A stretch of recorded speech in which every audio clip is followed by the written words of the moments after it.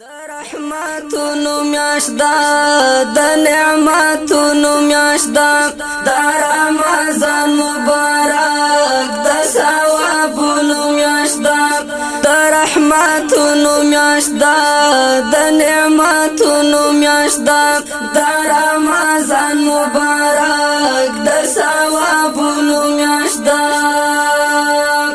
شپو سجدا رب تخپل ترینا بخنا غواړه کړه خیمانی او معافی لرب تختنا غواړه کړه خیمانی او معافی لرب تختنا غواړه کامل ایمان او غواړه د سوالونو میاشدا کامل ایمان او غواړه د سوالونو میاشدا د رحمتونو میاشدا د نعمتونو میاشدا د رمضان مبارک د ثوابونو میاشدا. بسم الله الرحمن الرحیم. د المقدس خیریه بنسټ قدرمن دلدونکو سلامونه نیکې هیلې احترامات درته وایم. قدرمن دوستانو د ننګرهار ولایت مندرې ولسوالۍ اړوند د ډکې ساحه ده. په دغه ساحه کې موږ د المقدس خیریه بنسټ لخوا تقریبا 580 ډوډۍ مومندو لاندې ساحې او پاس ساحې یعنې لاندې ډکې او پاس د شینوارو ډکې سیمه کې روزانه تقریبا 15 خواوشا کورنیو ته ورکول کېږي چې په دې کې اړمن یتیمانان دي، هغه بې سرپرسته یتیمانان چې د هغوی هېڅ څوک په کور باندې نه وي، او په دې کې هغه معلول چې هغوی په کور باندې پراته وي، په دې کې د مزدورۍ څوک نه وي، بل غټ څوک یې نه وي چې مزدوري ورته وکړي، نو دغسې کورنیو ته دغه ګرمه ډوډۍ ورکول کېږي، چاته 10 چاته 8 چاته 9 د فامیل مطابق. د ګرمې ډوډۍ په دغه برخه کې موږ سره ځینې ملګرو د بهر هېوادونو نه مرستې هم کړې دي او د نورو ملګرو نه هم مرستې غواړو.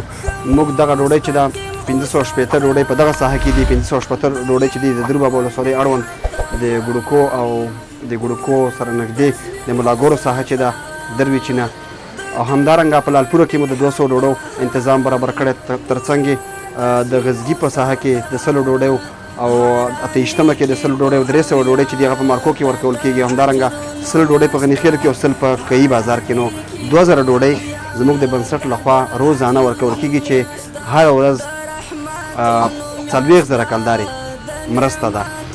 خو په دغه مرسته کې تر اوسه چې 12 لکه کلدارې خواوشا کېږي، موږ سره یو څو ورونو مرستې کړي دي چې اوس هم موږ ډېر په دې کې بقایا یو، نو له تاسې نه چې دې غوښتنه کوو چې په دغه برخه کې زموږ سره مرستې وکړئ، ځکه هغه کورنۍ چې هغوی په وریژو باندې روژه ماتوي او یا په وریژو باندې روژه نیسي، نو ښه به دا وي چې ګرمه ډوډۍ ورته ورسیږي. په دغو کورنیو کې داسې کورنۍ شته باور وکړئ چې روژه به یې په نهارې هم نیولې وي، نو ستاسې مرستې خوشې نه ځي دوستانو. د دغو مرستو به الله ربالعزت درته بې شمېره اجرونه درکوي، او په دغه برخه کې زموږ سره ډېرې مرستې وکړئ. د مومندرې ولسوالۍ د لاندې ډکې اوسېدونکی نوم مې شفیع دی، د پلار نوم مې حمید الله دی. 6 کسه کورنۍ 4 روژهدارې او 2 همداسې. څو ډوډۍ دي ځنه وړئ؟ 8 ډوډۍ. دې باندې ګزاره کېږي ستاسو؟ دومره کم کې بس خپل تقسیم راځي. ماښام کې څو ډوډۍ مصرف کېږي او پیشنامې کې څو پاتې کېږي؟ ماښام کې شپږ تقسیم کې 2 پیشنامې. 2 پیشنامې کې نور څوک شته دی ګټې وړ؟ نشته. نو بیا څه 2 ډوډۍ پیشنامې کې ګزاره کېږي؟ په 2 ډوډۍ باندې لږې وریجې سره پخوئ.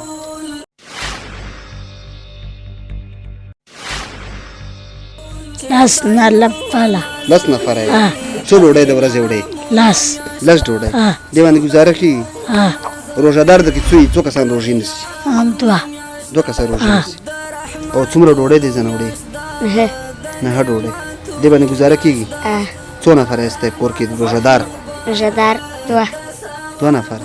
نیک عملونه کوه، نفلي لمونځونه کوه، پکې الله رضا کړه. 8 ډوډۍ. دې 8 ډوډۍ باندې ګزاره کېږي؟ پکې الله رضا کړه. ښه کارونه کوه، کړه تلاوت. زه 15 نفر فامیلي مغسه. 15 نفره. او 2 کې روژهدار یو او 2 کې روژهدار. 3 ماشومان. 3 ماشومان. څو ډوډۍ وړي دي؟ و ډوډۍ په دې و ډوډۍ باندې گزاره کیږي بس خدای بلا گزاره کاندي نه ما خام ته چې روژه ور باندې ماته بیا پیشنوي ته پاتې کیږي بس ګمنه پیشنوي ته گزاره کاندي لګا خیال د یتیم اوساتا